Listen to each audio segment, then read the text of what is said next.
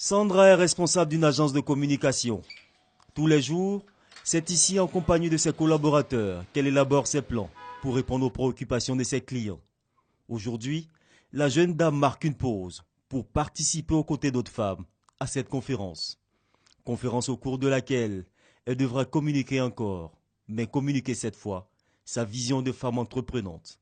Je suis rentrée de mes études de l'étranger. J'ai eu du mal à m'insérer dans le tissu professionnel ivoirien. On était un peu après la crise et tout ça. Le chômage était grandissant. Il y avait près de 7 millions de chômeurs à cette époque-là. J'ai compris que le gouvernement n'avait pas fourni du travail à tout le monde. Donc moi, je me suis orientée vers l'entrepreneuriat comme alternative. Entreprendre, une alternative au chômage, mais aussi une solution pour l'autonomisation de la femme. Les femmes constituent la moitié de la population de la Côte d'Ivoire. Et autant qu'elles n'ont pas l'autonomisation et l'indépendance économique pour pouvoir participer à l'économie formelle, ça ne peut pas permettre au pays d'accroître le but d'un dividende démographique. Aujourd'hui, on parle de plus en plus d'égalité entre les sexes. Donc il est important pour la femme d'assurer son autonomie sur tous les plans, à commencer par l'autonomie financière, d'où la nécessité d'entreprendre pour la femme. Voilà qui montre toute l'importance de la participation des femmes au développement économique de la Côte d'Ivoire. Une implication qui malheureusement se heurte bien souvent à certains obstacles. Pas qu'elle d'hommes. Je pense qu'il y a des stéréotypes, il y a des barrières qui font que les femmes veulent rester au second plan.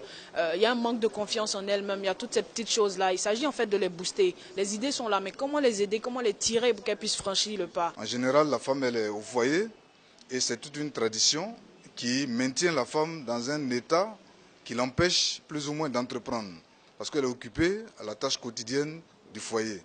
Prise encore dans le piège des préjugés, les femmes qui font environ la moitié de la population ivoirienne devront pourtant les dépasser pour s'assumer et faire profiter à la Côte d'Ivoire des dividendes démographiques.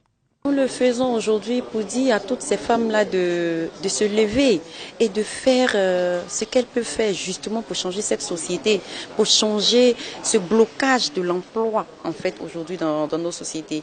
On n'a pas vraiment le choix, on ne peut pas s'asseoir parce que justement il n'y a rien à faire et assister.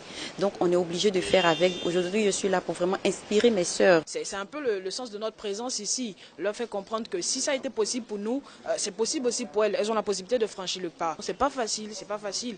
Moi, dans mon cas, c'est une entreprise qui fonctionne sur fonds propres. Ça veut dire que c'est l'argent que je récolte de mes consultants ci et là que j'éjecte encore dans l'entreprise. Donc forcément, c'est pas évident. Mais j'ai pour habitude de dire aux gens de regarder à l'objectif qu'on vise et non aux pannes et aux difficultés qu'on rencontre en ce moment. Le compendium des compétences féminines en Côte d'Ivoire montre bien que ce pays regorge de potentialités au féminin.